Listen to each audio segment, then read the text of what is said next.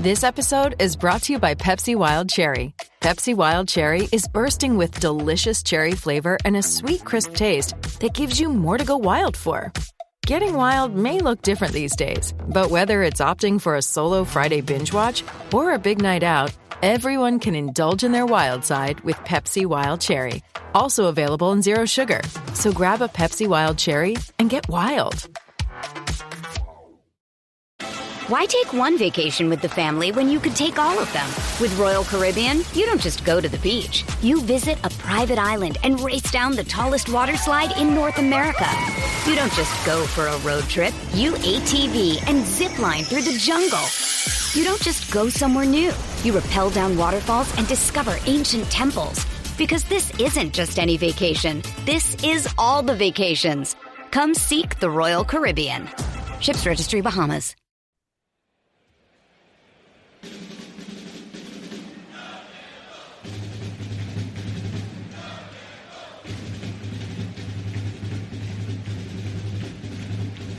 Duke fans, welcome to episode 29 of DBR Bites. These are slightly shorter, not quite as long, not quite as in-depth, but still very important. You must tune in. You must listen to every one of these. I am Jason Evans. I'm your host today. Donald Wine is joining me. Donald, we have a football coach, don't we? Hey, shout out to Nina King because did you see her tweet last night to indicate that we had picked a new coach? It was just a plume. It was a smokestack with a plume of blue smoke. Like kind of like when we elect a new the pope. Vatican, yeah, like the Vatican. But she just posted that with no context or no caption, and everyone knew what it meant. And then a few minutes later, they announced the new head coach. Nice, I like it. So the man of the hour is Manny Diaz. He has had a really, really interesting career. Donald, before we get to, because you're going to do most of the analysis here. Mm-hmm. I will freely admit that Donald is more of an expert. He has followed this topic more closely than I have. I've been very busy lately watching movies and voting on movies. I'm a voting critic for a couple film critic agencies, and we've been doing our awards, and I've been like every free minute has been watching movies. So I haven't been as up on this as I usually would. But Donald, I do want to give folks a little context on who Manny Diaz is and where he comes from. I know there are a lot of people out there who go, oh, Manny Diaz, former coach of the Miami Hurricanes. But his connection to the ACC goes a lot deeper than that. This is a guy who went to Florida State. He started out at Florida State and then was a grad assistant at Florida State before moving over to NC State, where he was for 5 years with the Wolfpack. See, he is someone who knows the ACC really well. His career has been in a lot of different places, but he's spent most of it in and around ACC teams. So he certainly knows what he's in for at Duke and what he's in for in this conference. Of course, the most recent job he had was as the defensive coordinator at Penn State. And Donald, man, he was super impressive with the Nittany Lions. Give me a little bit of what you're feeling about this hire of one of the guys who's considered one of the best defensive minds in the business. So let's start off by this. When you mentioned a little bit of his history, you mentioned that he went to Florida State and started his coaching career there as a grad assistant in 1999. That was when Florida State won the national championship. So he started out, that's the way to do it, right? First year out, you win a national championship. That's the best way to go. But like you said, he is very familiar with the ACC. Not just stops at NC State, Miami, and Florida State, but also he coached at Texas for a couple of years under Mac Brown, who of course is the coach at UNC. He was fired from Texas after Taysom Hill gave Texas the business one game. And Manny Diaz is probably looking forward to circling the calendar for that UNC game as a little bit of retribution. We'll look at the schedule of who he may face down in a little bit. But Jason, everywhere he's gone as a defensive coordinator, at some point that defense has done well, whether it's been in conference or national. Everywhere, leading the Big 12 with Texas, going national. He had national records with Penn State. They were one of the top defenses in the entire country this past season. Middle Tennessee State, Mississippi State, Louisiana Tech, Texas, Miami, Penn State. Since 2006, Jason, he has been a defensive coordinator, except for the 3 years that he was the head coach at Miami. So this is something where, again, it's a second head coaching stint. Also, fun fact, even though he went to Florida State, he grew up in Miami. His dad was the mayor of Miami when I was at law school in Miami, so he has those ties. Yes. Yeah. And that's partly why he ended up back at Miami as a defensive coordinator and then as a head coach, is that tie to home. And the Manny, and his dad was also named Manny Diaz. Manny has a son named Manny, so there's a lot of Mannys out there. But Manny Diaz, I guess Junior the second, is the one that's going to be taking over as head coach. I think the one thing that you have to understand about Manny Diaz is he is a player's coach. Players love playing for him. Because of that, they fly to the football, and he likes to have an aggressive style of play. I will say on the side, we'll talk about the Miami years as head coach in a little bit, but as defensive coordinator, Jason, he was the mastermind behind the introduction of the turnover chain. I heard about this. This is so great. Continue. Yes, he wanted I mean, obviously everyone knows the turnover chain. I don't need to explain what it is. But the reason why it came about is because he wanted to give incentives to his players for getting the football and taking it away. He wanted them to want to fly to the football, be aggressive at going for interceptions, going for fumbles, and getting the ball so that the offense can put points on the board. Now, sometimes that comes back to bite them, and we'll talk about that. And that happens when you have an aggressive defense. But what's really clear is that players love playing for him. Coaches love coaching for him. We talk about some of the staff right now. Jess Simpson worked with Manny Diaz at Miami. David Feely was at Temple when Manny Diaz was hired temporarily as the head coach of Temple. He was literally set to get on a plane to leave to go to Temple when Miami called and said, "Hey, Mark Richt is retiring. We want you." And not only did he stay at Miami to take over, he brought David Feely from Temple down to Miami, where he stayed until Mike Elko brought Feely to Durham a couple of years ago. So the great thing about this is players want to play for him. There's a lot of coaches who could stick around. You know, we've talked about Kevin Johns, the offensive coordinator. He could stick around. Trooper Taylor, who's the interim coach right now, he could stick around. Again, Jess Simpson and David Feely. Those are a lot of key coordinators and position coaches and strength and conditioning coach that have been instrumental to the success of Duke over the last couple of seasons. And if they stick around, there's at least some continuity there with the players, and that hopefully helps keep everybody in the portal or out of the portal. I should say we lost a few guys to the portal, but a lot of them were either expected or it is worth noting regarding the portal, Donald. Just because a guy enters doesn't mean he's leaving. Correct. Now, most of them do. But there's a healthy percentage, I think something like 15 to 20%, who end up going back to the school that they were originally at. Right. And that is absolutely possible with some of these guys from Duke. I think Riley Leonard is gone. I think Aeneas Peebles and a couple of the other big-time Jordan players. Waters and Jordan Moore, or I'm sorry, Jacquez Moore. I think Jordan Waters was like honored at senior day, right? So that's where, okay, he's probably gone. But Jason, you mentioned the portal. There's like 1,300 players in the football portal right now, and only 20 have decided to go somewhere else. So there's a lot of people still out there that are looking to see what's out there. And like you said, a lot of them could come back to their situations. We've seen that in basketball. I mean, I feel like Armando Bacot has declared for the portal like 8 times in the last 9 years and ends up back at UNC somehow. So it can happen. But what's good is that now we have a coach. Now we have at least the leader at the helm that can at least stabilize any runoff that there could be. Anyone who is at ease of what could happen, they know who the coach is. They can talk to Manny Diaz. And I know Manny has already met with the players. I believe late last night, he met with the current players.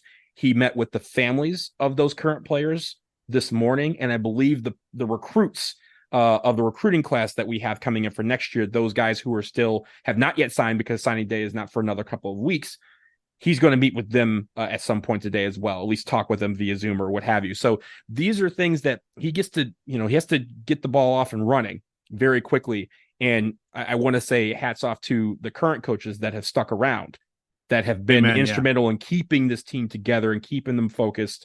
Trooper Taylor being one of them. He was, while we were hiring Manny Diaz, he was down in Birmingham answering questions for the Birmingham Bowl on behalf of Duke. So those guys have done a lot to keep this team together and is really appreciated, because that makes Manny Diaz's job even easier to try and keep this team together as we build for the future.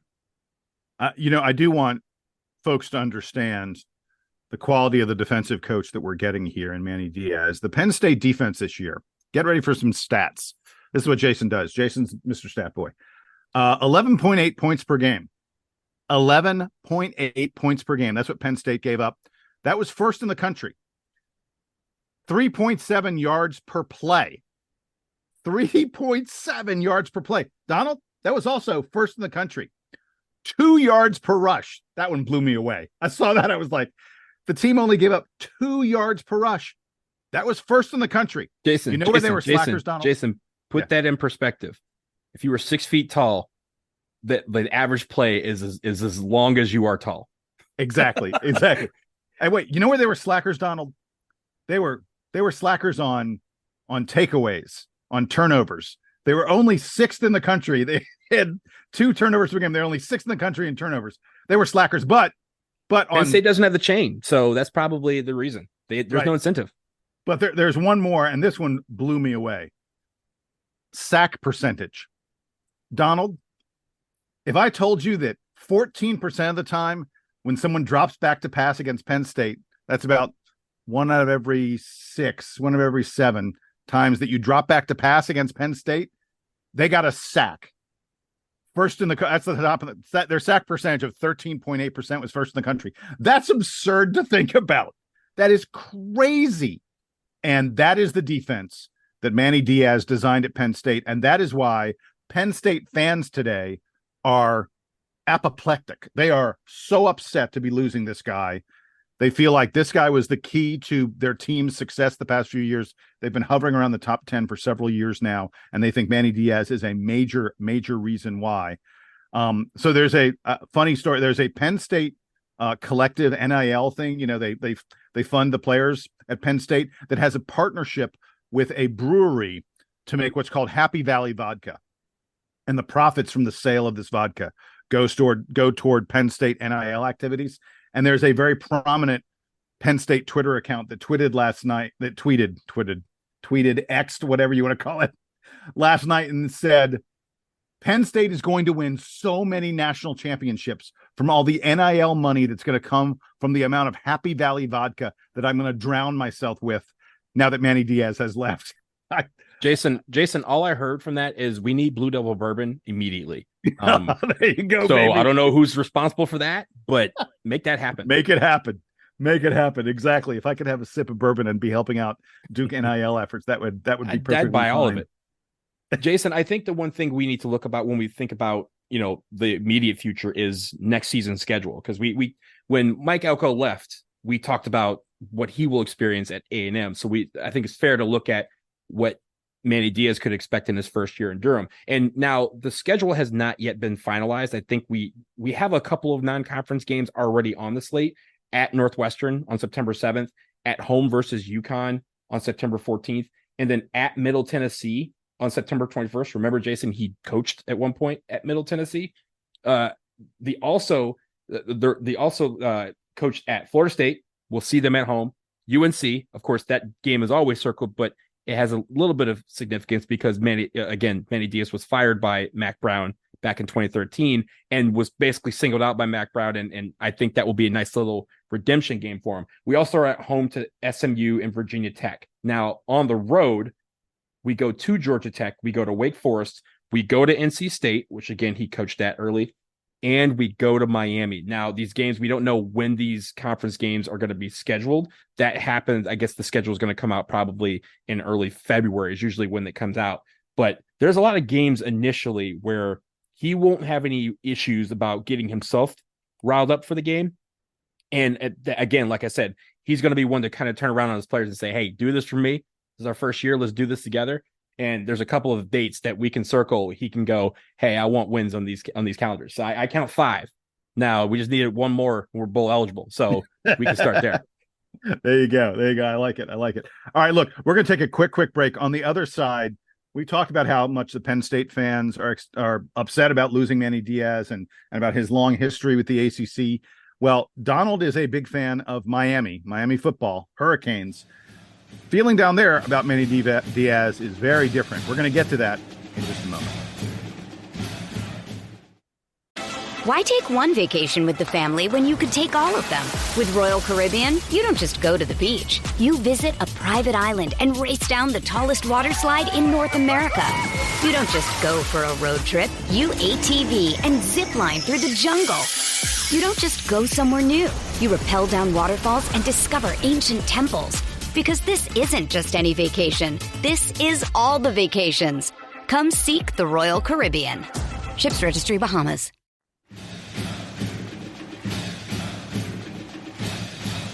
Back from the break, and we're not going to be too long. This is a DBR Bites, and like the last Bites went like an hour, which is not what's supposed to happen. These are things happen, bite-sized. In any event, Donald, I want to get you very quickly to talk about, from the perspective of Miami, what they think of Manny Diaz, because he did a great job as a defensive coordinator there, and then he moved to the head coaching job. You mentioned this earlier, replacing Mark Richt, and things did not go the way Miami fans had hoped. That's correct. And I preface this by saying when we've been, keeping track of all of these different rumors that have been going on about who Nina King and the staff was hiring or at least talking to, and Manny Diaz came up, I will admit I was one that said, hey, I am not at all enamored with that prospect. And, not necessarily enamored with him being hired as a head coach, because as a Miami fan, right? Like, I root for both. There are some legit concerns that we saw firsthand when he was the coach at Miami. So I'm just going to point out a couple of those deficiencies and then end it with what I think overall. The first thing is recruiting. And recruiting in Miami, you have to understand recruiting in Miami is a mindset. It's a mentality, and it's something that they take very seriously. And it's not necessarily, a lot of people call it delusional, whatever. That is not the case. Miami is one of the more fertile recruiting ground hotbeds for talent in football in the country. Not Florida, Miami. And in fact, when Miami Hurricanes think about Southern Florida, they think about Miami-Dade and Broward County. They say if they can get every good recruit from those two areas, Miami-Dade and Broward County, which is Fort Lauderdale, if they can get every recruit from there, they will never have to recruit anywhere outside it, and there will be a top 5 team every single year. That's how good Miami football is. And over the years that Manny Diaz was there, he didn't really, he got some guys from that area, but he struck out on a lot of the top talent. And I think that's first off what made a lot of Miami fans go, yo, this is not working. And the other thing is, when you think about recruiting. Hey, Donald, really quick, can I ask, was it that he didn't do as well as they'd hoped with local talent? You talked about, mining that Miami market, or was it that his entire national recruiting wasn't that great? It's a little bit of both, because when you think about Miami's for Duke, we're thinking about mostly we're getting 3 stars, 4 stars. And recently we've been going after and maybe even getting a couple of 5-star recruits. At Miami, they think they should be getting all 5 stars, maybe some 4 stars. They think recruiting wise, again, being in Miami, they should be getting those type of guys. And they weren't doing that. He only had 2 5-star recruits in his 3 years as head coach. Both of them happen to be on the defensive side. But the problem with it is that, again, when you see the great talent from that city go elsewhere and shine, a lot of people use that as a negative against Manny Diaz. And again, that's something that can be improved, right? I don't know the state of how much he was recruiting at Penn State and what he was doing, but that's going to need to step up at Duke, because again, for us, 3 and 4 stars are going to be great. That's most of the talent that we have coming in to the program at this point. The one thing that is different about his defense, like I said, is very aggressive. But that and the turnover chain is one thing, and we love the turnover chain in Miami. Like I actually hate that they got rid of it, because it introduced a lot to college football and it introduced the swagger that Miami wants to have always. But what it also brought was a little bit of undisciplined play in the form of, again, giving up bad plays, big plays, and also the defense disappearing at pivotal moments. The other thing that it does is it leads to penalties at the wrong time. And a lot of times drives where the defense could have stalled the opponent were lengthened because of the fact that a key penalty, pass interference or legal hands to the face or something, they became undisciplined at the wrong times. And that was something that he just was not able to reel in. And I think at the end of the day, the great thing about it for Duke is that those things can be improved. Like, he's not going to be the same coach in my mind that he was in Miami, the last, 3 or 4 years ago. he's probably grown as immatured as a coach, but also what he needs to do and what he didn't do well at Miami that I hope he improves here is his management of the program. And by that, I mean, he's not going to be calling all the plays on defense. He's not going to be super hyper focused on making sure the defense performs. He has to look at everything. And when you're a head coach of a college football program, Jason, as you know, you have to look at everything. You got to look at the offense, defense, special teams, recruiting, resources, facilities, donors, all these things. And at Miami, he just was not equipped to handle that. And I think that's, again, his first coaching job being at Miami could have been the catalyst for that, but he just wasn't good at that. And that's where my concerns lied when we were considering him, because I don't know if he has learned from that. And I hope he has, because for Duke's sake, if he's able to manage the program well, get in some really good assistants, and really get in some really elite position coaches, then we're going to be very successful. I think the one thing that is a saving grace to him, and I think someone on the DBR forum said this, is like they have said, he has come to Durham and play and coached in Durham before when he was with the Miami Hurricanes. And a lot of people have said, hey, if someone can come to Durham and look in the stands and go, I can win here, then we need to take a look at him. And clearly he has a philosophy that says, hey, I want to keep this trajectory going and get it where we are consistently winning, where, as we mentioned on the previous podcast, we hope that 20 years from now that we are sick and tired of going to bowls, right? Going to like random bowl games. Yeah. We're not at that point yet. But again, he went to bowls in all three of his years at Miami as the head coach. His defenses have been rated nationally in so many other programs and some of the other stops that he had. So that's why I say, despite the fact that I was not enamored that he was the pick, I am still all in on Manny Diaz and this program and getting it to the place that we think it can go, challenging itself for ACC championships. Hey, with this playoff, if you get the ACC championship, you get a chance at the big guns, right? You get a chance to play some of these big teams. And I think the scheduling might change, right? He likes to play some of these big games. He would schedule Florida. He would schedule Texas A&M, those type of teams. So maybe we see some better, not necessarily better, but like we see some step up in the number of teams we play that are of that national stature, where again, Notre Dame coming to Durham is one thing because they're sometimes contractually obligated to, but like facing an Alabama and having an Alabama come to Durham where people go, oh, you're trying to do that. I think that's going to happen. I think, again, North Carolina, a really good, it's not Miami by any stretch, but North Carolina has a lot of good football players. If he can handle that and out-recruit NC State and Wake and UNC, then he's going to have a really good base to go off of. So I remain hopeful that he can do that. I have my concerns, and some people have their concerns of any coach that gets hired. And I'm not unique to that fact, but having seen him up close, I know that those concerns still exist, but we have a chance to overcome them. And I think he has a chance to turn this program into a consistently really good program that is getting a lot of wins, going to bowl games, and challenging for titles. I like it. That would work for me. If that happens, I'll be perfectly happy. I'll say this about his tenure at Miami. First of all, you mentioned recruiting.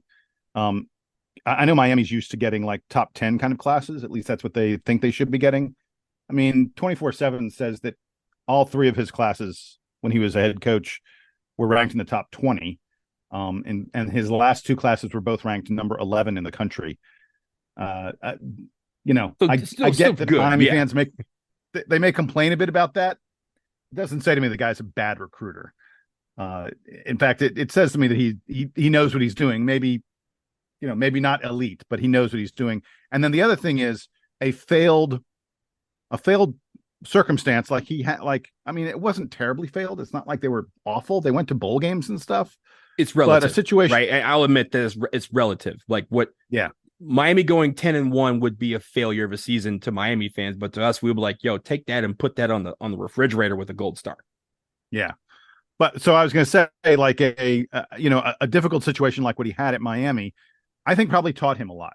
I'm sure he had plenty of time to reflect on what went wrong, what he could have done differently over the past couple of years when he's been at Penn State, rehabilitating his image, so to speak, and also learning from a pretty darn good head coach in James Franklin. And I have every reason to think that maybe what problems he ran into at Miami, he can make not problems at Duke. And so I'm enthused by this. I think this is a good hire. Yeah, and again, Jason, I'm very hopeful that he's learned from those mistakes, right? Learned from his experience, not just at Miami, but even at Penn State, right? Like there's definitely times where the defense didn't quite show up at those pivotal moments, and hopefully he's learned how to borrow from Kerry Lawson, how to handle the hard better next time.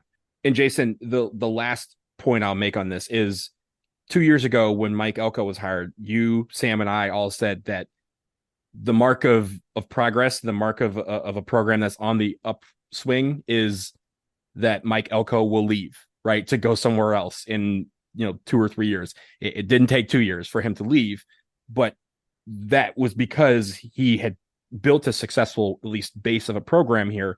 And Manny Diaz is in the position to do the same thing. He's still young. He turns 50 in March, and he's going to be motivated to do well here because it could springboard him down the line to another job. And I think people need to understand that I'd rather have this, a coach that comes in, does well, and gets yanked.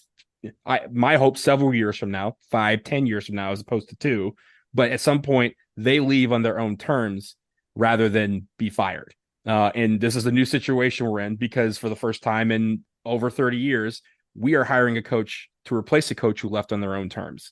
And so again, just like myself, I extend that grace to Manny Diaz to get the staff in order, to get his program, the way he wants it, and to build this program, continue building this program to a successful one.